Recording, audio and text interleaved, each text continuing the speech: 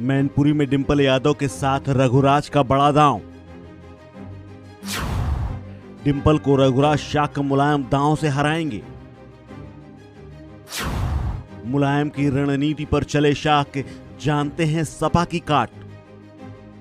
UP की Mainpuri Lok Sabha seat पर BJP के रघुराज शाक और डिंपल यादव आमने सामने। डिंपल यादव के लिए कुनबा एक हो चुका है। मुलायम सिंह यादव के निधन के बाद सहानुभूति भी उनके साथ। वहीं रघुराज शाक भी कमर कसकर मैदान में उतर चुके हैं। कभी सपा और प्रगतिशील समाजवादी पार्टी में रहे और गुरु मुलायम के सिखाए गुर से चुनावी मैदान में वो हाथ आजमा रहे हैं। शाक को शिवपाल यादव के करीबियों में गिना जाता था।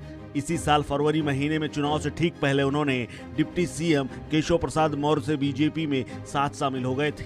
उसके बाद रघुराज को डिंपल यादव के सामने बीजेपी ने मैनपुरी से चुनावी मैदान में उतार दिया है।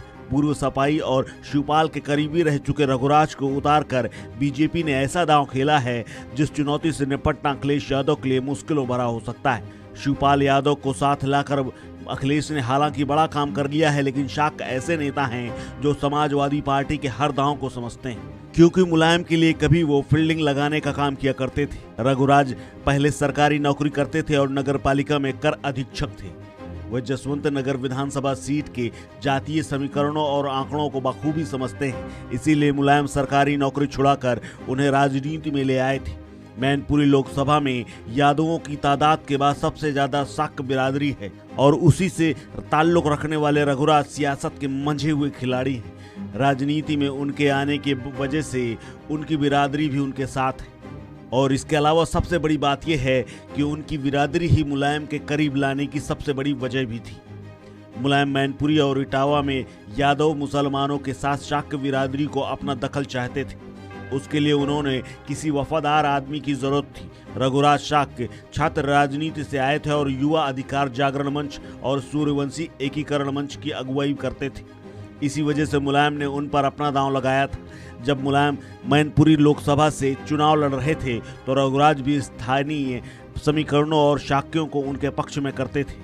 रघुराज शाक इटावा सीट से 2 बार सांसद रहे। रघुराज शाक 1999 और 2004 में समाजवादी पार्टी के टिकट पर इटावा से सांसद चुने गए थे। साल 2012 में सपा के टिकट से इटावा सदर सीट से विधानसभा चुनाव भी जीते थे। हालांकि यूपी चुनाव 2022 में इटावा सदर सीट से वो उम्मीदवारी कर रहे थे, लेकिन अखिलेश यादव ने चुनावी मैदान से उन्हें बेदखल कर दिया।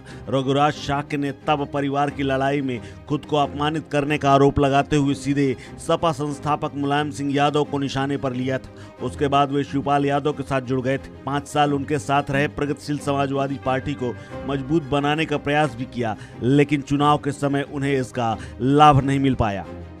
कहा जाता है कि वो समाजवादी पार्टी की राजनीति और उसकी काट बखूबी समझते हैं। शायद इसी वजह से बीजेपी ने उन्हें सफाई परिवार की सीट मैनपुरी से धाकड़ उम्मीदवार के तौर पर उतारा है और डबल इंजन की सरकार का साथ देकर उन्हें जिताने की भरपूर कोशिश की जा रही है। इस खबर में फिलहाल इतना ही।